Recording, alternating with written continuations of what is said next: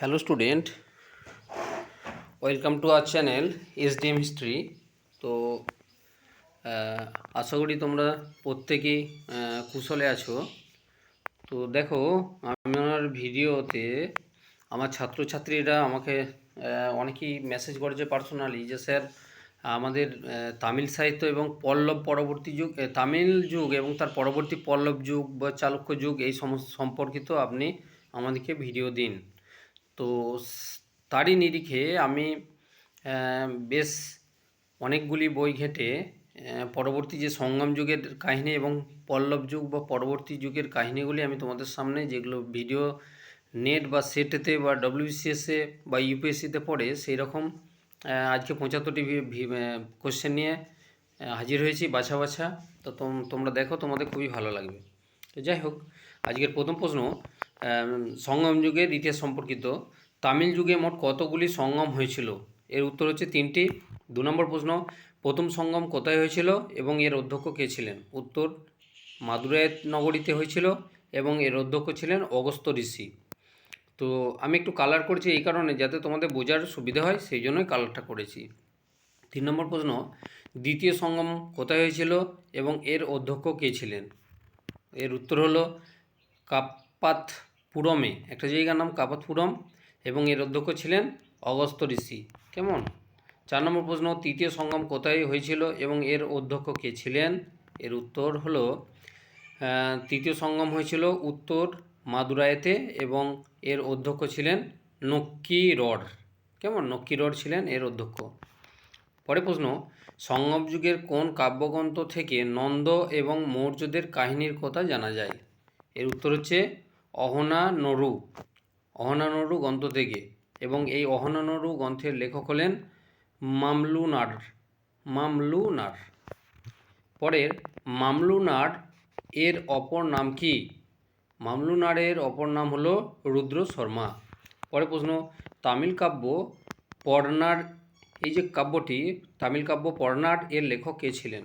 এর উত্তর হচ্ছে কপিলার। কেমন? পরের প্রশ্ন, সঙ্গম যুগে কোন কাব্যগ্রন্থে শিবের গৌরব কথা বা গৌরব গাথা বর্ণনা করা হয়েছে? এর উত্তর হচ্ছে আচার কৌবে নামক গ্রন্থে, এবং এই আচার কৌবের রচয়িতা হলেন মুল্লিয়ার। কেমন? মুল্লিয়ার। পরের প্রশ্ন, তামিল যুগে কোন কাব্যগ্রন্থে কাঞ্চিতে দুর্ভিক্ষের বর্ণনা আছে? উত্তর হলো মণিমেখলই গ্রন্থে। পরের প্রশ্ন 10 নম্বরে, সঙ্গম যুগে চোল রাজাদের কোষাগার কোথায় ছিল? এর উত্তর হচ্ছে কুম্ভকোণমে। পরের প্রশ্ন, সঙ্গম যুগে কারিকল কথার অর্থ কী? সঙ্গম যুগে কারিকল কথার অর্থ হলো যার পা ঝলসে গেছে। পরের প্রশ্ন, রাজা কারিকল কোন ধর্মের অনুরাগী ছিলেন? তো রাজা কারিকল বৈদিক ধর্মের অনুরাগী ছিলেন। পরের প্রশ্ন, মেগাস্থিনিসের মতে কোন রাজ্যে মহিলা শাসক দ্বারা পরিচালিত হতো? এর উত্তর হচ্ছে পাণ্ড্য রাজ্য, কারণ পাণ্ড্য রাজ্য তখনকার দিনে মহিলা শাসক দ্বারাই শাসন পরিচালিত হতো। পরের প্রশ্ন, কোন পাণ্ড্য শাসক পলসালয় উপাধি নিয়েছিলেন? এর উত্তর হলো মুদুকুদুমি। পরের প্রশ্ন, পলসলাই কথার অর্থ কী? তো এর অর্থ হলো অনেক যজ্ঞশালার নির্মাতা, মানে পলসালাই নিজে অনেক যজ্ঞ নির্মাণ করেছিলেন, তার জন্যই তাকে পলসালাই বলা হতো, অর্থাৎ অনেক যজ্ঞশালার নির্মাতা। তারপরে কোন শাসক চের, চোল ও পাণ্ড্য, এটা চো হয়ে আছে, চোল হবে। কেমন? এটা আমার একটু ভুল আছে, চোল হবে, তো এটা হচ্ছে চোল হবে। তাহলে কোন শাসক চের, চোল ও পাণ্ড্য এই 3 রাজাদের বন্দি করেছিলেন? উত্তর কলভ্ভরা। কেমন? কলভ্ভরা হচ্ছে একজন শাসক ছিলেন এবং তাদের একটা বংশ ছিল, সেই কলভ্ভরা তিনি কী করেছিলেন? চের, চোল ও পাণ্ড্য এই 3 রাজাদেরকে বন্দি করেছিলেন যুদ্ধে পরাজিত করে। পরের প্রশ্ন, সঙ্গম যুগে রাজার পুত্রদেরকে কি বলা হতো? উত্তর ইলৌগো বলা হতো। পরে সঙ্গম যুগে রাজার যে পুত্র যুবরাজ হবেন তাকে কি বলা হতো? তাকে বলা হতো কুম্ভকোণ। পরের প্রশ্ন, সঙ্গম যুগে সর্বোচ্চ হিসাব রক্ষককে কি বলা হতো? উত্তর কন্তিকন। পরের প্রশ্ন, সঙ্গম যুগে কাকে এনারি বলা হতো? উত্তর, সেনাপতির উপাধি ছিল এনারি।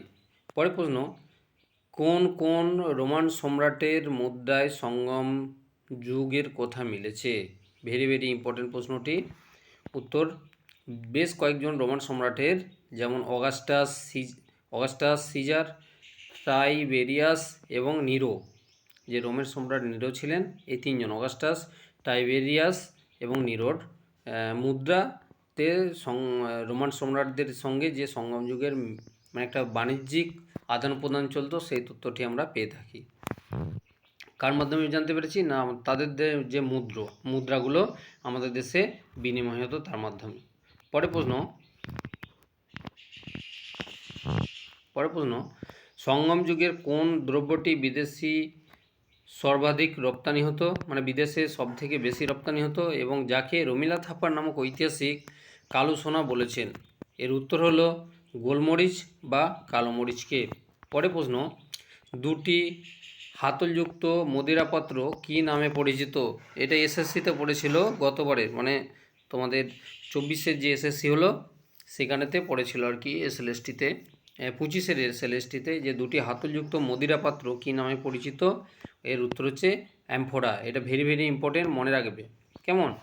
তারপরে প্রশ্ন, সঙ্গম যুগে রোমের সঙ্গে ভারতের বাণিজ্য কোন বন্দরের মাধ্যমে হতো? উত্তর হলো আরিকামেডু।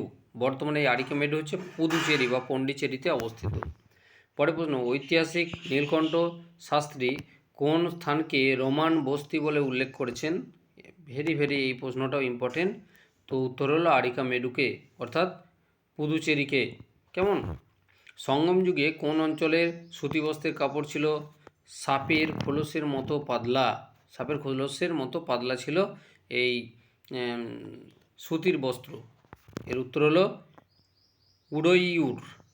উডয়ুর প্রদেশের, যেখানেতে সুতির বস্ত্র তৈরি হতো সেটি দেখতে অনেকটা সাপের খোলসের মতো পাতলা ছিল। পরে প্রশ্ন, অগস্ত্য ঋষির জন্ম কী থেকে হয়েছে? এটাও এসএলএসটি সেট, ওয়েস্ট বেঙ্গল সেটেতে পড়েছিল এটা 2023 সালে, যে অগস্ত্য ঋষির জন্ম কী থেকে হয়েছিল? এর উত্তর হলো কুম্ভ বা কলস থেকে হয়েছিল। পরে প্রশ্ন, ঋষি অগস্ত্যের যে জন্ম কলস বা কুম্ভ থেকে, সে কথা আমরা কোন গ্রন্থ থেকে পেয়েছি? এর উত্তর হলো মণিমেঘলয় গ্রন্থ থেকে জানতে পেরেছি। এটি কিন্তু ভেরি ভেরি ইম্পর্টেন্ট প্রশ্ন। কেমন। পরের প্রশ্ন, অগস্ত্য ঋষির বিবাহ কার সঙ্গে হয়েছিল? এটাও পড়েছে এসএলএসটিতে, যে অগস্ত্য ঋষির বিবাহ কার সঙ্গে হয়েছিল? উত্তর, বিদর্ভের রাজকন্যা লোপামুদ্রার সঙ্গে। পরের প্রশ্ন, দক্ষিণ ভারতে অনার্যদের আর্যকরণের দায়িত্ব কে নিয়েছিলেন? উত্তর, ঋষি অগস্ত্য। পরের প্রশ্ন, শিলাপ্পাদিকরমের লেখক ইলঙ্গা আদিগল কোন ধর্মের লেখক ছিলেন? উত্তর হলো জৈন ধর্ম। এই সম্পর্কিত আমি পূর্বে ভিডিওতে দিয়েছি, দেখো তোমরা দেখলে সেখানেতে বুঝতে পারবে শিলাপ্পাদিকরম এবং ইলঙ্গা আদিকাল যে গ্রন্থ সেই সম্পর্কিত বেশ কিছু ব্যাখ্যা দিয়েছি। পরের প্রশ্ন, যে মণিমেঘলয় কোন ধর্মের রচনা? উত্তর, বৌদ্ধ ধর্মের রচনা। পরের প্রশ্ন, ঋষি পরশুরামের মা কে ছিলেন? এটাও ভেরি ভেরি ইম্পর্টেন্ট প্রশ্ন, এসএলএসটিতে আসে সবসময়,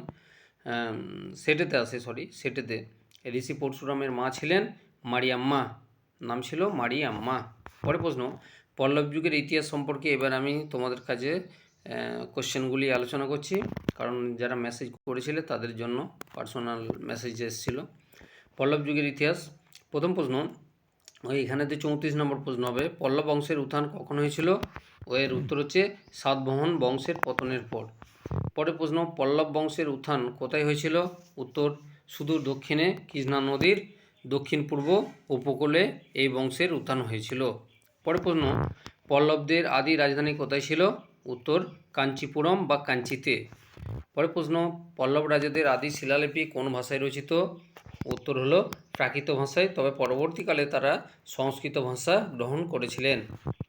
পরের প্রশ্ন, তামিল ভাষায় পল্লব কথার অর্থ কী? এর উত্তর হলো লোতা। কোনো জায়গায় লোতা বলা আছে, কোনো জায়গায় লুটেরা বা ডাকাত, এই কথাগুলি বলা আছে। যখন তোমরা উত্তর করবে, যদি দেখো যে এই তিনটের একটা অপশান আছে, যে কোনো একটা অপশানেতে তোমরা ক্লিক করো বা মার্ক করবে। কেমন। তামিল ভাষায় পল্লব কথার অর্থ হচ্ছে কোনো জায়গায় লোতা আছে, কোনো জায়গায় লুটেরা আছে বা কোনো জায়গায় ডাকাত আছে। পরের প্রশ্ন, পল্লব বংশের প্রতিষ্ঠাতা কে ছিলেন? উত্তর, প্রতিষ্ঠাতা ছিলেন সিংহবর্মা, কিন্তু প্রকৃত প্রতিষ্ঠাতা ছিলেন সিংহ বিষ্ণু। পরের প্রশ্ন, পল্লবরাজ যাদের সঙ্গে সংঘর্ষ করেছিল তারা প্রবল সংঘর্ষ করেছিল যাদের সঙ্গে, তারা কারা?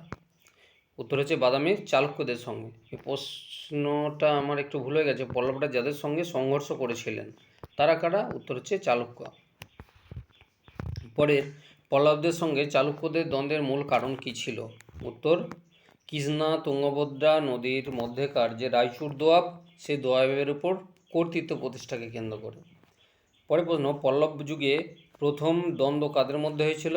উত্তর, পল্লবরাজ প্রথম মহেন্দ্র বর্মন এবং চালুক্যরাজ দ্বিতীয় পুলকেশীর মধ্যে। পরের, যদি এই যুদ্ধে প্রথম মহেন্দ্র বর্মন জয়লাভ করেছিলেন। পরের প্রশ্ন, প্রথম দিকে পল্লব রাজাদের মধ্যে কে খুব শক্তিশালী ছিলেন? উত্তর, শিব স্কন্দ বর্মন। পরের প্রশ্ন,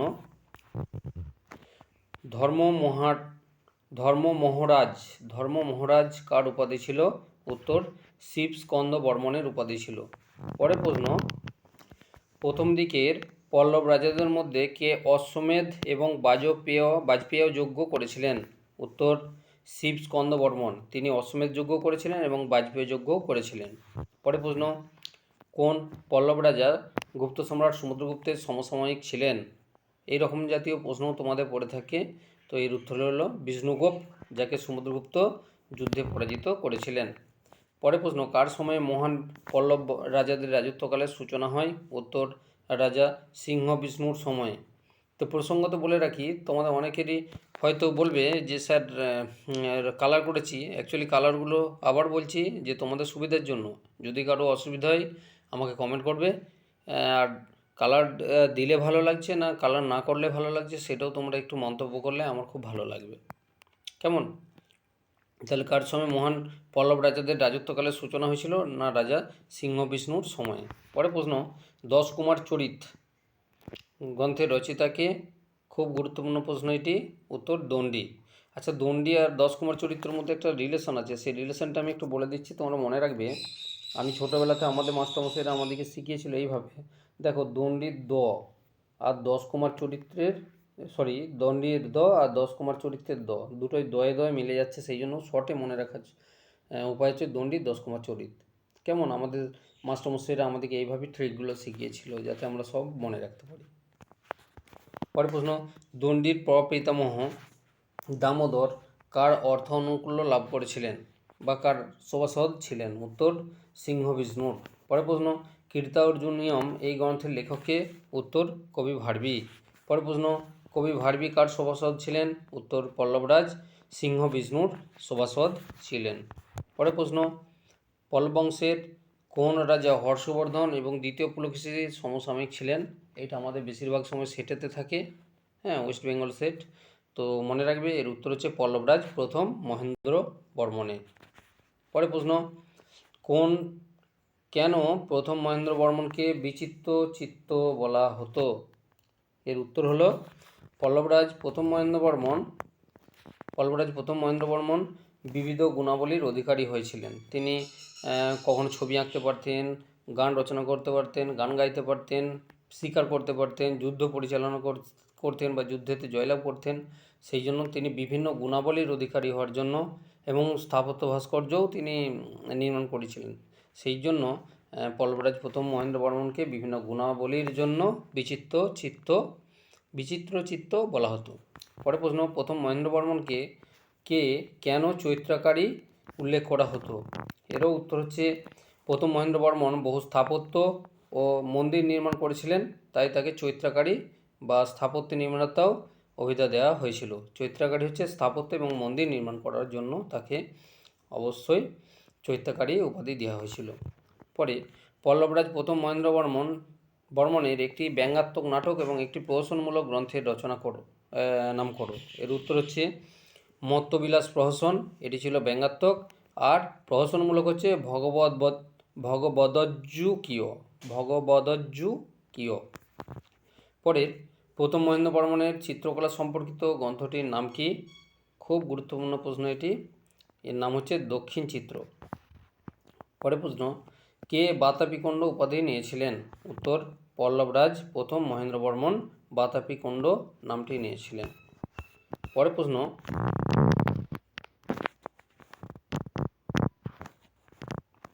পল্লবরাজ প্রথম মহেন্দ্রবর্মন কেন বাতাপি কন্ড উপাধি নিয়েছিলেন?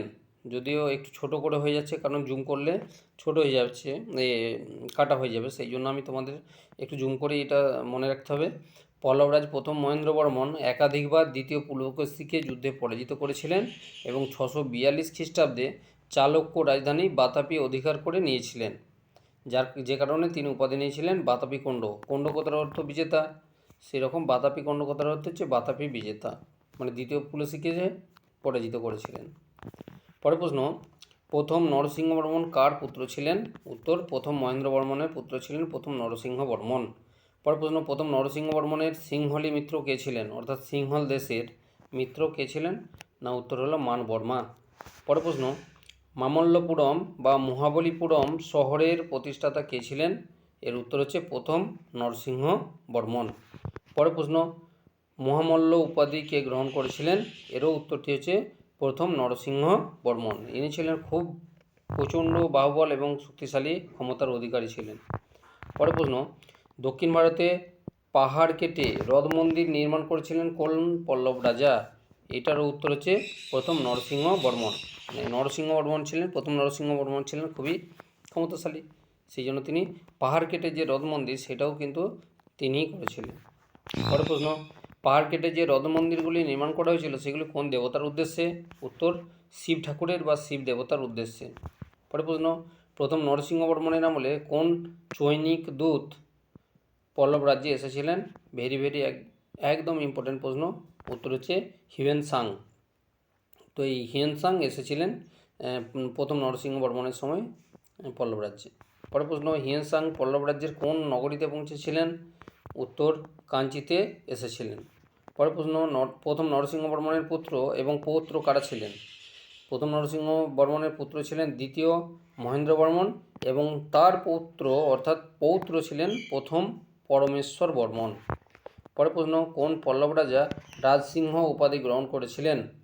এর উত্তর হলো প্রথম পরমেশ্বর বর্মনের পুত্র দ্বিতীয় নরসিংহ বর্মন। পরের প্রশ্ন, কোন পল্লব রাজা চীন সম্রাট কাইউনের কাছে দূত পাঠিয়ে আরব এবং তিব্বতীদের বিরুদ্ধে যুদ্ধের জন্য সাহায্য চেয়েছিলেন? উত্তর, দ্বিতীয় নরসিংহবর্মন। পরের প্রশ্ন, কোন পল্লব রাজা কবিপ্রবোধ উপাধি নিয়েছিলেন? এর উত্তর হলো দ্বিতীয় নরসিংহবর্মন। পরের প্রশ্ন, বিখ্যাত সংস্কৃত কবি দণ্ডিন কার রাজসভা সভাসদ ছিলেন? এর উত্তর হলো দ্বিতীয় নরসিংহবর্মনের। পরের প্রশ্ন, কাঞ্চির কৈলাসনাথ মন্দির এবং বৈকুণ্ঠ পেরুমল মন্দির কোন পল্লব রাজা নির্মাণ করেছিলেন? ভেরি ভেরি ইম্পর্টেন্ট এই প্রশ্নটি, এর উত্তর হলো দ্বিতীয় নরসিংহবর্মন। কেমন? পরের প্রশ্ন, মহাবলীপুরমের আদি বরাহ গুহাটি কার সময়ে খোদিত হয়েছিল? এর উত্তর হচ্ছে দ্বিতীয় পরমেশ্বর বর্মনের সময়ে। পরের প্রশ্ন, পরমেশ্বর বর্মনের পর কে পল্লবদের সিংহাসনে বসেছিলেন? উত্তর, দ্বিতীয় নন্দীবর্মন। পরের প্রশ্ন, চালুক্যরাজ দ্বিতীয় বিক্রমাদিত্য কাঞ্চি আক্রমণ করে কাকে পল্লব সিংহাসনে পুনঃপ্রতিষ্ঠিত করেছিলেন? এর উত্তর হলো চিত্রমায়া নামক বিখ্যাত একজন রাজা ছিলেন পল্লবরাজ, তাকে প্রতিষ্ঠিত করেছিলেন। তো যাই হোক, তোমাদের কেমন লাগছে ভিডিওগুলো তোমরা অবশ্যই আমাকে কমেন্টে জানিও, আর প্রত্যেকে লাইক দিও। যারা চ্যানেলে নতুন আছো তারা সাবস্ক্রাইব করে রাখো, কারণ পরবর্তী ভিডিওগুলো তোমাদের সামনে আমি উপস্থাপন করব। ততক্ষণ তোমরা দেখতে থাকো। Thanks for watching our channel SDM history. Okay, আজ এই পর্যন্ত।